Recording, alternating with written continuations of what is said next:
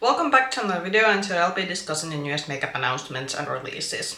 Welcome back, and today I'll be discussing some of the newest makeup announcements and releases that have been made in the last week or so. So about today's video, definitely not going to be as long as the previous one was, but obviously with the previous one there was a longer break, but now I think we're back with the normal filming schedule, so probably not going to be as long, but I do think we do have quite a few not necessarily things that I am going to buy, but still I thought that pretty interesting launches, especially considering that we're now sort of in this spring-esque season, and also quite a few indie launches this week, so I think this video is going to be a bit more indie makeup heavy. But without further talking, let's start discussing the newest makeup releases. Okay, so the first one, and it seems that Essence wasn't the only drugstore brand that is doing a collaboration with Little Mermaid, so Colourpop is also launching a collab with Little Mermaid, so I do think, considering that Essence is more of a European brand and Colourpop is a more US brand, so we now have a Little Mermaid collection at a drugstore price point to sort of both of the continents. About this particular launch, I was looking at the product, so we do obviously have an eyeshadow palette, there are some lip combos, and I think there are some, are those multi-chrome highlighters or individual shadows? What does the description book actually say about those one? Let's see. Multi-chrome highlighters, so yeah, those are highlighters. Those are quite what I would say punchy looking highlighters. Bit unsure how those would, for example, suit someone like me who has a bit of a fairer skin tone, because the one is a very bright turquoisey looking highlighter and the other one is pretty like red orange leaning highlighter, so bit curious, it would be a bit curious to see this on someone like actually wearing this and how these look on different skin tones. The eyeshadow palette is probably what I kinda expected Colourpop would do. It's, I think, pretty on nose with the sort of like color palette of the Little Mermaid, if you have seen the Disney movie. The lip kits are kinda okay. Nothing in this one would make me like want to order this all the way from the US, but if you are a Colourpop fan and you're a Little Mermaid fan and these color stories appeal to you, I think this should be available soon on Colourpop's website. Then something from GlossGods. So GlossGods is releasing Meat Beam blushes. I think this is the blush formula that they did have individual in the sort of Christmas advent calendar from last year. I have had a whole a review video of the products that were included in the advent calendar, and when they then the advent calendar, you did get a single pan of this highlighty. I think for me it was more like a blush lighter or a glowy blush, but you can I think use this formula for either or purposes. Obviously now that they have launched a full range with this particular blush line, now there are now more shades, because in the advent calendar you only got one. It was this very bright peachy to gold shade, but in here we are seeing more of these.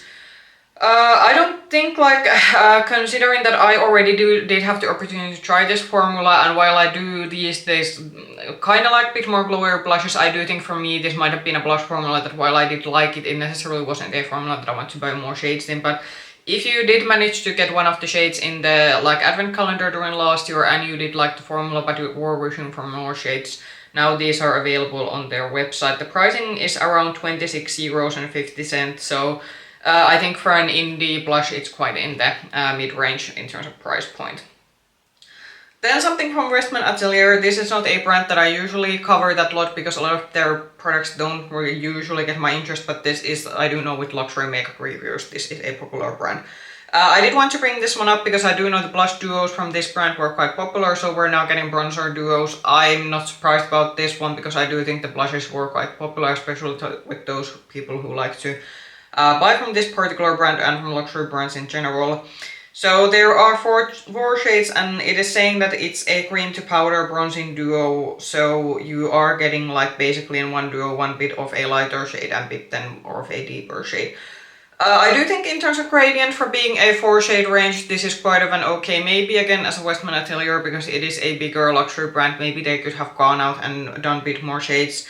If I would be on the market for this one, it would be interesting to see. The fair one, at least in this particular image, looks like it's a more neutral tone bronzer, which would be good for someone like me. But it's always a bit different, like promo images versus real life, so this is again a bronzing product that I would like to see in real life if I would be buying this one. But For me this is a skip because usually this is not a brand that I like to buy from, and I don't think I would be able to buy this in any of our like department stores. I think I would have to order this online. More high-end releases. So Lisa Eldridge is coming out with a, what is this called?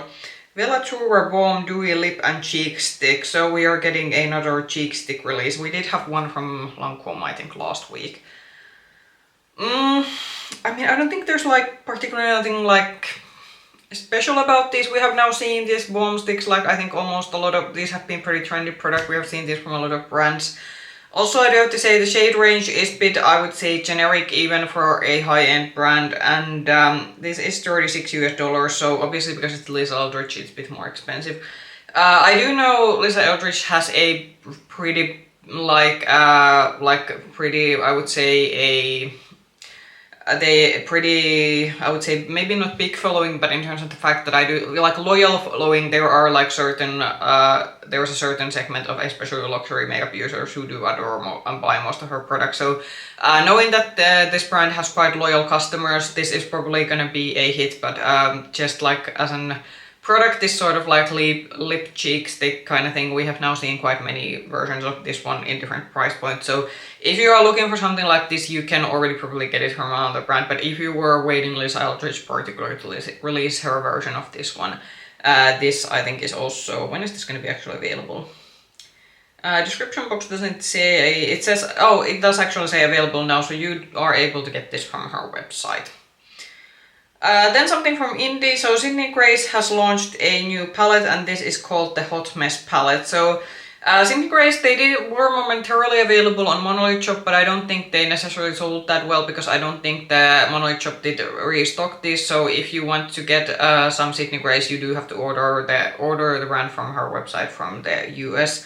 And I do know that this, while they don't do these like super colorful and dimensional like multi-chrome shadows, but I do know a lot of people like the fact that Lisa, like Sydney Grace, it's a like high quality eyeshadows, but more in this sort of traditional eyeshadow formula, which I do know a lot of people enjoy. And also because they are more of this like traditional eyeshadow formula, the palettes aren't as expensive as a lot of indie palettes are that do these special shades.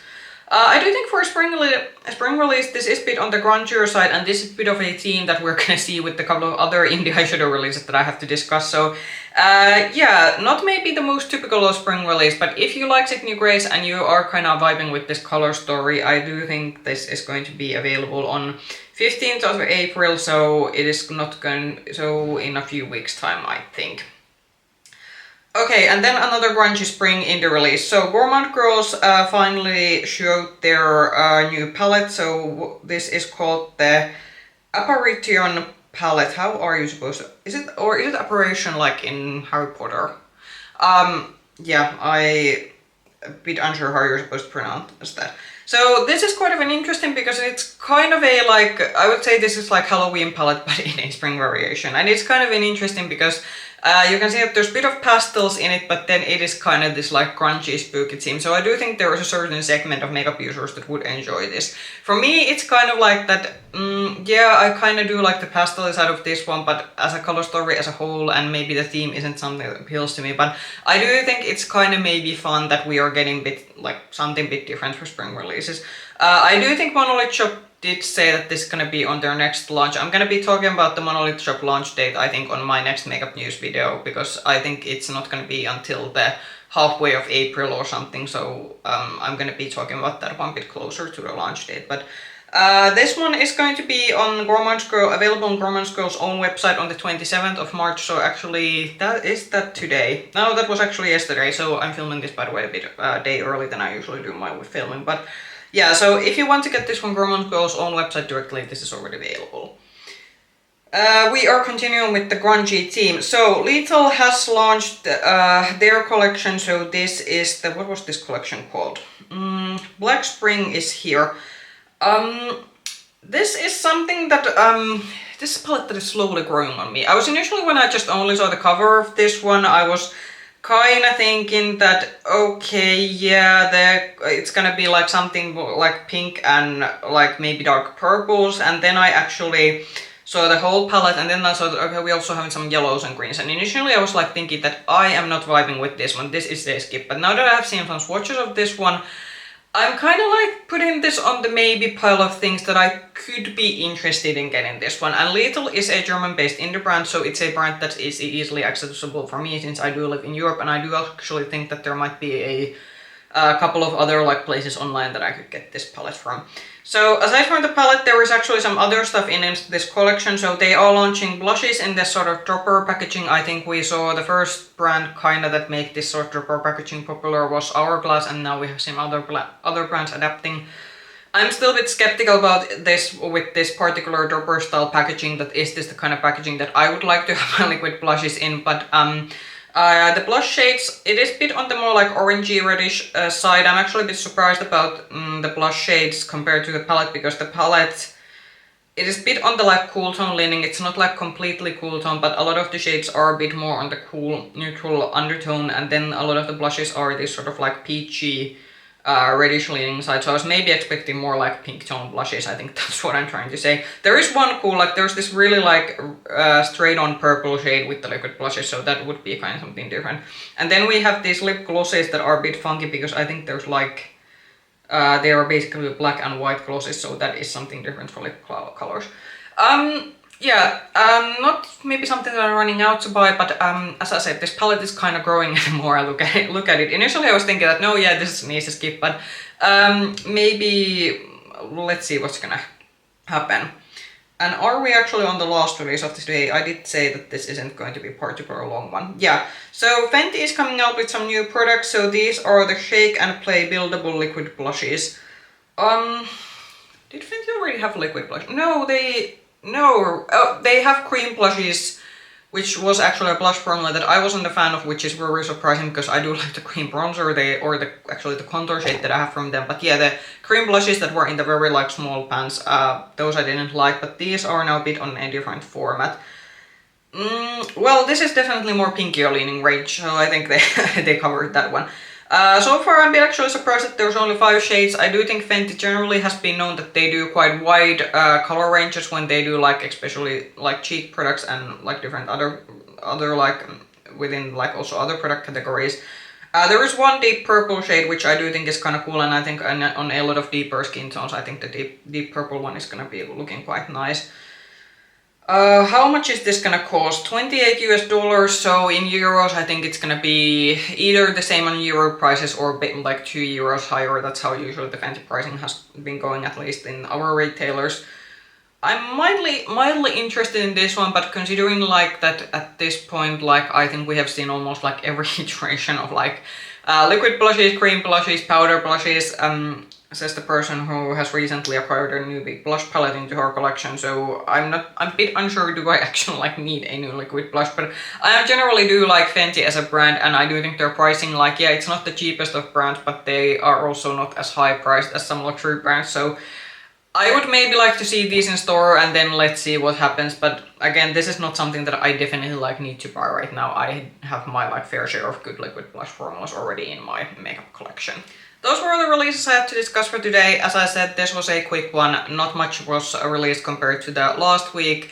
What was my favorite launch? I am gonna say that the Little launch, and this usually doesn't happen often because with Little there's been with a lot of their color stories that there's been like aspects that I've liked with their color like palette, like the pre-made color story palettes they have done. But then as a whole the palette hasn't appealed to me, or the collections as a whole haven't appealed to me. But in this case, let's see with the spring collection, I'm gonna have to see a bit about the pricing and everything, but that could be like a strong contender as a palette, and maybe even some of the other products in the collection that I would be maybe mildly interested to get. Comment down below what were your maybe sort of favorite launches from this week. If you like this video, push the like button, subscribe to the channel, ring the bell button if you want to get notifications from future content. You can also find me with the same nickname, Makeup Hedgehog, on Instagram. I hope I can see you in the video. Bye bye!